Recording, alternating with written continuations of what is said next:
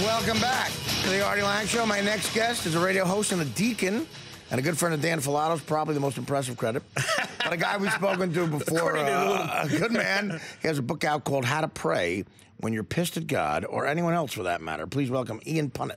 Thank you. Wow. Ian, what's up, buddy? Well, and since your week started with so much anger toward that, as any other week for me. Well, in particular, that rant about the female police officer, yes. They brought me on to talk a little bit about anger. Well, listen, I appreciate it. By the way, I did have a I did a benefit tonight before the show for the Hudson County Police Department in Hudson County, New Jersey, at the Elks Lodge here in right here in Hoboken, where I live, and I killed. I made up for last night. It was a great crowd, and I spoke to some female officers who did, in fact, hear that. And what did they say? Well, listen, I didn't get laid, but no, they did. Most of them were joking about it, but they do say that a lot of them get a bad rap, female cops, for being angry, overly angry, and so you took the liberty of writing a prayer for me. What is this? Well, I did what I've done in the book, which is to work with people who are angry and to try to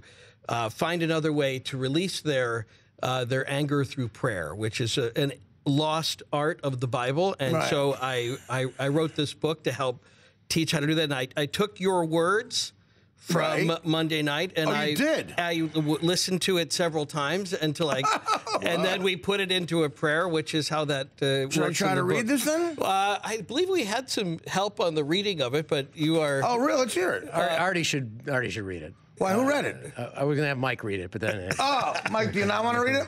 It's the length of them. It would take him 5 days. No, I like to pray. I'm very close to God. I love this. Shut up, Mike. Sorry, that was the anger. I'm getting the anger out. I love you, buddy. Save me, O God, for the times they are a-changin'. I am a victim of persecution and nobody understands my plea. I am holding in my hand a summons for a traffic ticket from a female cop. There was a time when I couldn't get arrested for anything. You understand? This is terrible. Talking on my cell phone on my stupid white Range Rover loaner car looks like something a chick drives. I have to get serviced every 6 months. That's provocative. Female cops are a scourge. The times they are a-changin'.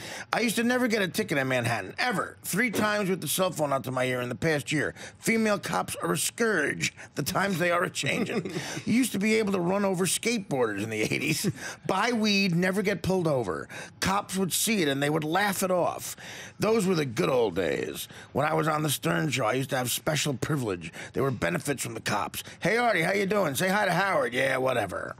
But now I'm talking with the girlfriend. 4 years of bliss together with some time off for 3 mental institutions, 2 rehabs. But driving down 9th Avenue with the phone up to my ear because of the stupid Bluetooth, all lovey-dovey. But then I get pulled over. Male cop with a female partner. I knew I was going to get a ticket for this. The male cop wanted to show me favor, but the female cop had it out for me. We're doing this by the book, pal, because I'm a cop and guys treated me badly in high school. I don't like his brand of comedy, and no free donuts. Female cops are a scourge. They eat away at you. They gnaw at the bone until there is nothing there. Vultures. I didn't realize how bad this was. Look at the headline. Sex traffickers that run houses of horrors. They got me. Crack dealers that run apartment complexes. They could be white, just saying. They got me, though. Female cops. Is that even legal? Oh, Lord, how do we not hate her? Heroin stole my joy. I used to be joyful. There was a time when I couldn't get arrested for anything. You understand? I used to be able to play softball. What does that even mean? The times they are a-changin'. Female cops are a scourge. The male cops think I am funny. Oh, Lord, how does every little thing she does not aggravate the living hell out of you? Yet I will do a benefit for you, honey, so you can have a bulletproof vest that works, so that when you're shot out, you can look down and remember me and my brand of comedy that you probably hate. Oh, Lord, show me how to get up in the morning and show love by putting the knee pads on and goggles. What? That's what you said. Stupid Range Rover loaner cars without Bluetooth. Stupid female cops are going to take away my driver's license, but they can never take away my license to love. Wow. It was impressive that you put that together. That's a prayer. Those were all of your words. reformulated roughly as a way of expressing your anger from An act Monday of night. contrition. And it's interesting that you heard it differently as you were reflecting that back. No, you're right. Yeah. Now, is this the kind of therapy you do? Do you work with people? Do like that, and that's really what it's. That's very effective. It is. You feel better? Yes, I do. Really? Now, I mean, I still hate female cops.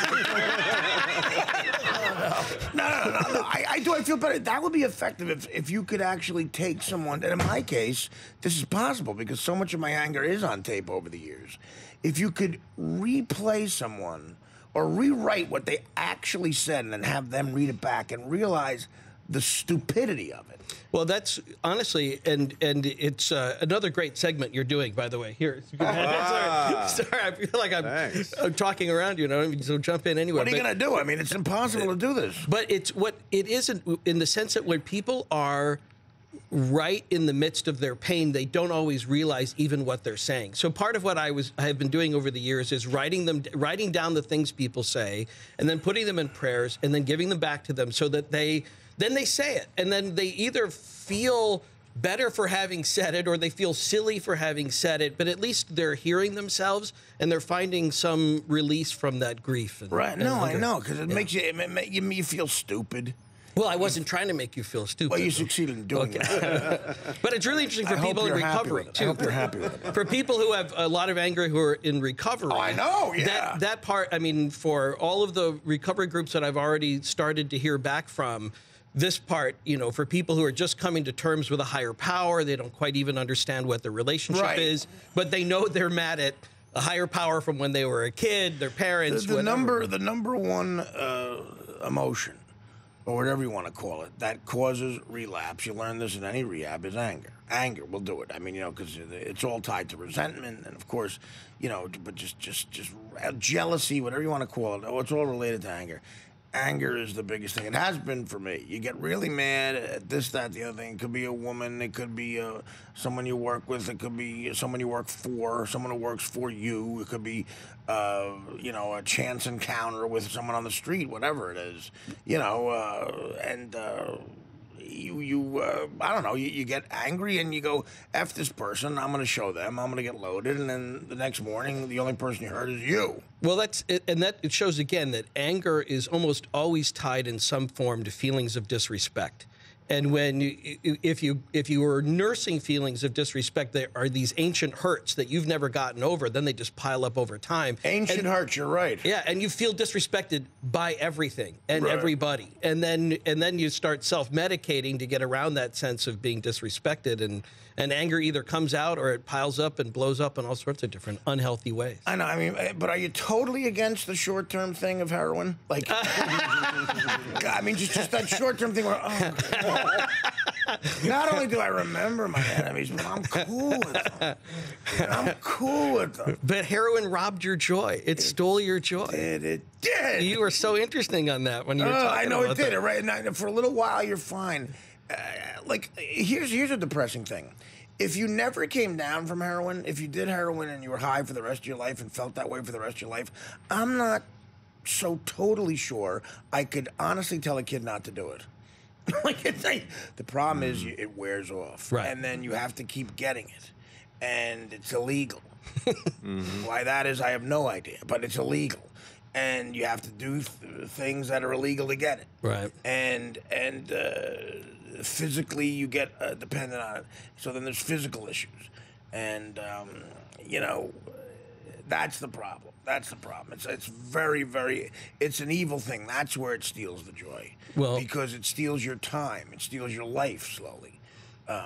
It steals the time that you're going to spend with loved ones, and you end up spending it in a car with a drug dealer, and you're hearing about their problems. Right. Worst thing in the world is hear about a effing drug dealer's problem. Right. All of a sudden, this guy's got insecurity. It's like I'm trying to deal with his problem. You're being his therapist. Yeah, so don't worry, Armando. Everything will be fun. Right. And again, his name could be Thomas.